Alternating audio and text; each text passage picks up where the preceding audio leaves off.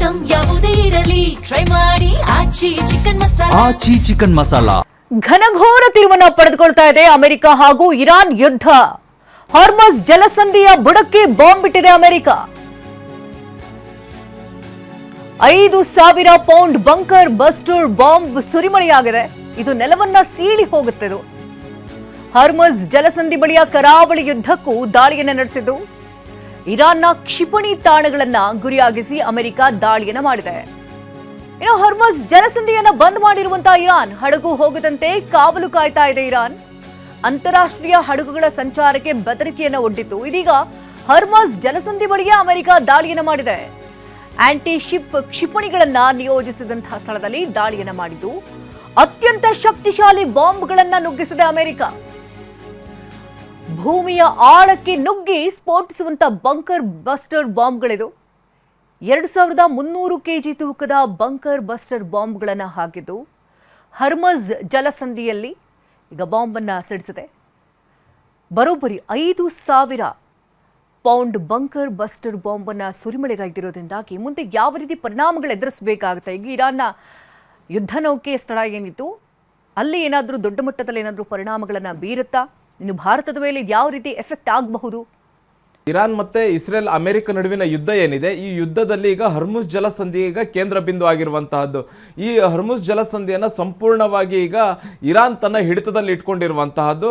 ವ್ಯಾಪಾರ ವಹಿವಾಟು, ವಿಶ್ವದ ವ್ಯಾಪಾರ ವಹಿವಾಟಿನ ಮೇಲೆ ಸಾಕಷ್ಟು ಪರಿಣಾಮ ಬೀರಿದೆ. ವಿಶ್ವಕ್ಕೆ ತೈಲ ಅಭಾವ ಸೃಷ್ಟಿಯಾಗಿದೆ. ಈಗ ಅಮೆರಿಕದ ಮೇಲೆ ಸಾಕಷ್ಟು ಒತ್ತಡ ಸೃಷ್ಟಿಯಾಗ್ತಿದೆ. ಬೇರೆ ಬೇರೆ ದೇಶಗಳು ಈ ಯುದ್ಧವನ್ನು ನಿಲ್ಲಿಸಬೇಕು, ಅಮೆರಿಕ ತನ್ನ ಸ್ವಂತ ಹಿತಾಸಕ್ತಿಗಾಗಿ ಈ ಯುದ್ಧವನ್ನು ಮಾಡ್ತಿದೆ. ಈ ಯುದ್ಧದಿಂದ ಬೇರೆ ಬೇರೆ ರಾಷ್ಟ್ರಗಳಿಗೂ ಕೂಡ ಇದರಿಂದ ಸಂಕಷ್ಟ ಎದುರಾಗಿದೆ, ಮತ್ತೆ ಆರ್ಥಿಕ ಹೊಡೆತ ಬೀಳ್ತಾ ಇದೆ. ಹೀಗಾಗಿ ಈಗ ಹಾರ್ಮುಜ್ ಜಲಸಂಧಿಯನ್ನ ಅಮೆರಿಕ ಹೇಗಾದ್ರೂ ಮಾಡಿ ಇರಾನ್ ಜೊತೆ ಮಾತುಕತೆಯನ್ನು ನಡೆಸಿ ಯುದ್ಧ ಸಂಧಾನವನ್ನು ನಡೆಸಿ ಹಾರ್ಮುಜ್ ಜಲಸಂಧಿಯನ್ನು ಓಪನ್ ಮಾಡಬೇಕು ಅನ್ನುವಂತಹ ನಿಟ್ಟಿನಲ್ಲಿ ಪ್ರಯತ್ನಗಳು ನಡೀತಾ ಇದೆ. ಮತ್ತು ಅಮೆರಿಕದ ಮೇಲೆ ಒತ್ತಡಗಳು ಕೂಡ ಹೆಚ್ಚಾಗ್ತಾ ಇದ್ದು, ಇದರಿಂದ ಅಮೆರಿಕ ಕೂಡ ಬೇರೆ ಬೇರೆ ರಾಷ್ಟ್ರಗಳ ಸಹಾಯವನ್ನು ಕೇಳ್ತು. ಏನು ಹಾರ್ಮುಜ್ ಜಲಸಂಧಿ ಇರಾನ್ನ ನಿಯಂತ್ರಣದಲ್ಲಿರುವಂತಹದ್ದು. ಇರಾನ್ನ ನಿಯಂತ್ರಣದಿಂದ ಬಿಡಿಸ್ಕೊಳ್ಬೇಕು ಅಂತಂದ್ರೆ ಅಮೆರಿಕದಿಂದ ಮಾತ್ರ ಸಾಧ್ಯ ಇಲ್ಲ. ಬೇರೆ ಬೇರೆ ದೇಶಗಳು ಕೂಡ ಇರಾನ್ ಮೇಲೆ ಒತ್ತಡವನ್ನು ಹೇರಬೇಕು, ತಮ್ಮ ಯುದ್ಧ ನೌಕೆಗಳನ್ನು ಹರ್ಮುಜ್ ಜಲಸಂಧಿಯತ್ತ ಕಳಿಸಿ ಅನ್ನುವಂಥ ನಿಟ್ಟಿನಲ್ಲಿ ಅಮೆರಿಕ ಅಧ್ಯಕ್ಷ ಡೊನಾಲ್ಡ್ ಟ್ರಂಪ್ ಮನವಿಯನ್ನು ಮಾಡಿಕೊಂಡಿದ್ರು. ಆದರೆ ಬೇರೆ ಯಾವುದೇ ದೇಶಗಳು ಈ ಒಂದು ಹರ್ಮುಜ್ ಜಲಸಂಧಿಯನ್ನು ಇರಾನ್ ನಿಯಂತ್ರಣದಿಂದ ತಪ್ಪಿಸಲಿಕ್ಕೆ ಯಾವುದೇ ರಾಷ್ಟ್ರಗಳು ಸಹಾಯಕ್ಕೆ ಬರಲಿಲ್ಲ. ಇದರಿಂದ ಟ್ರಂಪ್ ಕ್ರೋಧಗೊಂಡಿದ್ರು. ಯಾವ ರಾಷ್ಟ್ರಗಳು ಸಹಾಯಕ್ಕೆ ಬರಲಿಲ್ಲ ಆ ರಾಷ್ಟ್ರಗಳ ಮೇಲೆ ಮುಗಿಬಿದ್ದಿದ್ರು. ಅಂದರೆ ನೀವು ಬರದೇ ಇದ್ರೂ ಪರವಾಗಿಲ್ಲ, ಅಮೆರಿಕಕ್ಕೆ ಶಕ್ತಿ ಇದೆ, ಅಮೆರಿಕದ ಮಿಲಿಟರಿ ಶಕ್ತಿಶಾಲಿ ಆಗಿರುವಂಥದ್ದು, ನಾವು ನಿಮ್ಮನ್ನೇ ನೆಚ್ಕೊಂಡಿಲ್ಲ ಅನ್ನುವಂತಹ ನಿಟ್ಟಿನಲ್ಲಿ ನಿನ್ನೆ ವಾಗ್ದಾಳಿಯನ್ನು ಕೂಡ ಮಾಡಿದ್ರು.